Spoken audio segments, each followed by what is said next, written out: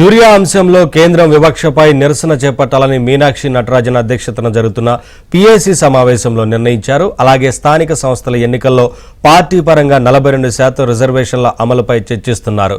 జూబ్లీహిల్స్ ఉప ఎన్నికల్లో అనుసరించాల్సిన వ్యూహాలపైన చర్చిస్తున్నారు.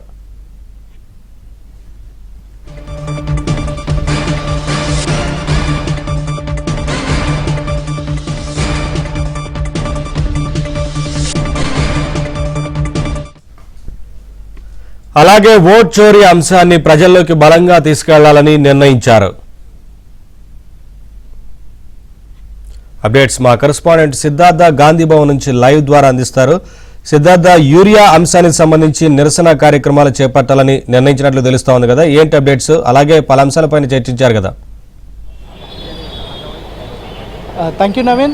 Congress party political affairs committee సమావేశం కొనసాగుతుంది. ఈ సమావేశంలో పలు కీలకమైన అంశాలపై చర్చిస్తున్నారు. ముఖ్యంగా యూరియాకు సంబంధించినటువంటి అంశం ప్రజల్లో తీవ్ర వ్యతిరేకతను కాంగ్రెస్ ప్రభుత్వం మూటగట్టుకుంటున్నటువంటి నేపథ్యంలో అసలు యూరియా కొరతకు కారణం ఎవరు, బీజేపీ ఏ విధంగా తెలంగాణని బ్లేమ్ చేస్తుందనే అంశానికి సంబంధించి ప్రజల్లోకి విస్తృతంగా ప్రచారం చేయాలని కాంగ్రెస్ భావిస్తూ ఉంది. దీనికి సంబంధించి ఒక భారీ నిరసన కార్యక్రమాన్ని హైదరాబాద్ వేదికగా నిర్వహించాలని పీఏసీ భావిస్తూ ఉంది. దీనికి సంబంధించినటువంటి నిర్ణయం కూడా ఈరోజు తీసుకునే అవకాశం ఉంది. సభ ఎప్పుడు నిర్వహించాలి, ఎంత భారీగా నిర్వహించాలి అనే అంశానికి సంబంధించి కాసేపట్లోనే ఒక నిర్ణయం తీసుకొని ఉన్నారు. ఇంకా ఓట్ చోరీకి సంబంధించినటువంటి అంశాన్ని కూడా ప్రజల్లోకి విస్తృతంగా తీసుకువెళ్లాలని పీఏసీ భావిస్తూ ఉంది.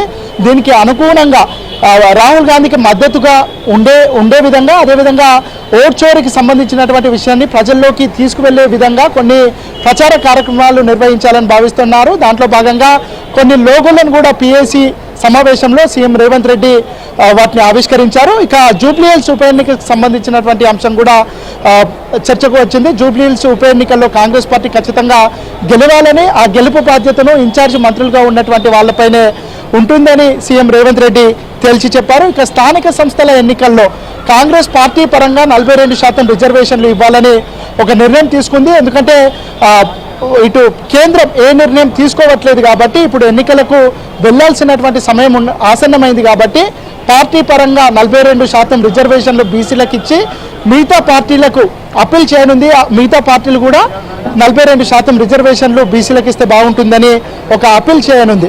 దాంతోపాటుగా పార్టీకి సంబంధించినటువంటి డైరెక్టర్ పోస్టుల భర్తీ కోసం గ్రీన్ సిగ్నల్ ఇచ్చినట్టు తెలుస్తూ ఉంది. ఇవి కూడా 1-2 రోజుల్లోనే డైరెక్టర్ల భర్తీ ఉండే అవకాశం ఉంది. ఒక్కొక్క నియోజకవర్గం నుంచి 2 పేర్లు చొప్పున కాంగ్రెస్ అధిష్టానానికి చేరాయి. వాటిల్లో ఎవరికైతే ఎలిజిబిలిటీ ఉందో, ఎవరికి ఇస్తే బాగుంటుంది అనే అంశానికి సంబంధించి ఉదయం సీఎం రేవంత్ రెడ్డి నివాసంలో కాంగ్రెస్ పార్టీకి సంబంధించినటువంటి కీలక నాయకులు చర్చించారు.